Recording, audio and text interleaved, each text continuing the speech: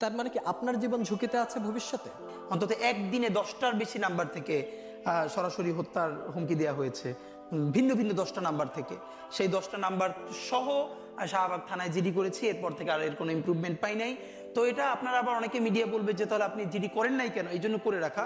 কিন্তু এই জিডি বা কোনো কিছু আমাদেরকে সুরক্ষা দেবে সেটা আমরা মনে করি না। এবং এই জন্য আমি বলেছি আজকে যদি আমাকে হত্যা করা হয়, যে কোনো মুহূর্তে করা হতে পারে। আমি আমার বন্ধুদেরকে ইনকিলাব কালচারাল সেন্টারে সেদিনকে আমরা সবাই বসে বলেছি যে আল্লাহ যদি আমাকে আগে নিয়ে যায় তারপর তোমাদের করণীয় কি। আমি আমার পরিবার এবং আমার ভাই বন্ধুদেরকে ডেকে বলেছি যে আল্লাহ আমাকে নিয়ে গেলে করণীয় কি হবে।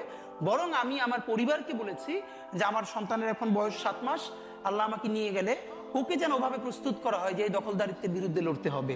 আল্লাহ ওকে যদি বড় করে ওর সন্তানও দখলদারিত্বের বিরুদ্ধে লড়বে, এই স্পিরিট যেন ওকে দেওয়া হয়, এটা আমি আমার পরিবারকে বলেছি। সে আছে আর একটা মজার ব্যাপার হলো যে আমি যখন ইনসাফের লড়াই করি তখন তো সেখানে পরাজয়ের কিছু নেই। আমি বেঁচে থাকলে আমি গাজী হিসেবে লড়বো, আমি মরে গেলে শহীদ হয়ে আল্লাহর কাছে চলে যাব। আর আমাদের এই লড়াই তো হার জিতের কিছু, আমরা জিতের উপরেই আছি। আমাদের জীবন বেঁচে থাকলেও জিত, আমাদের জীবন চলে গেলেও জিত। আপনার তো হারানোর কিছু ছিল না, সুতরাং লড়াই চলবে।